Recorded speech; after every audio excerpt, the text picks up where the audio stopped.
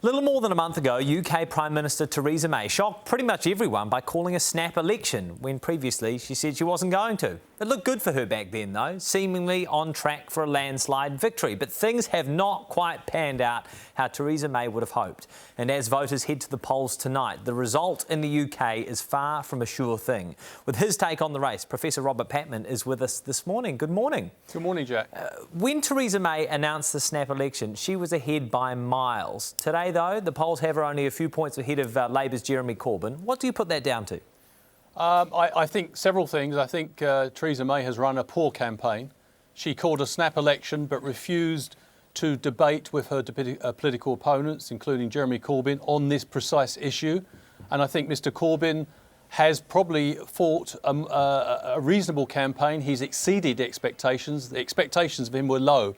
I mean, this is a leader, for example, in which the majority of his MPs tried to get rid of him last year. So, yeah, I think a combination of those factors contributed to a closer race than many anticipated. So what are some of the possible outcomes for this time tomorrow?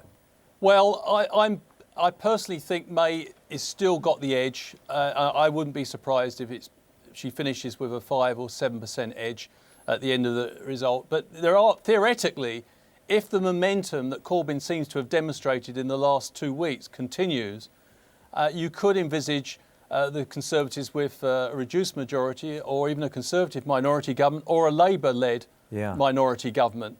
And for those who are uneasy about Brexit, and remember 48% of the British people voted to remain in the EU, that might be a good outcome. No matter what happens, though, will they be continuing the Brexit process? That's very difficult to say. I think there's been a surreal aspect about this campaign, Jack. It was called to discuss Brexit, but in fact, a lot of the major questions associated with Brexit haven't really been discussed. For example, there's been little mention that 44% of Britain's exports go to Europe, and if Britain, Mrs May says if she doesn't get a good deal, she's going to walk away. Her slogan is, no deal's better than a bad deal. Well, what's that say for the 3 million people whose jobs depend on exports to Europe? So those sort of questions haven't really been tackled. They will be. There's some bad news on the horizon. The British economy has lost momentum since June last year, since the referendum. While we have you, Professor, reports overnight of 12 people killed in the Iranian capital of Tehran, the first ISIS attack inside of Iran. How significant is this? I think it is a significant development. I think they've been trying for some time, apparently, but it also indicates how much pressure ISIS is now feeling.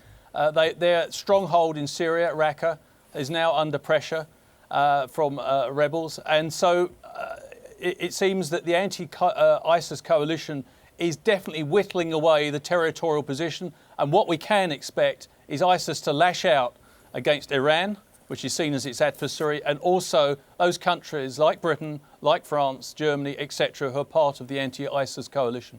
Kia ora. Thank you for your time this morning. That is Professor Robert Patman.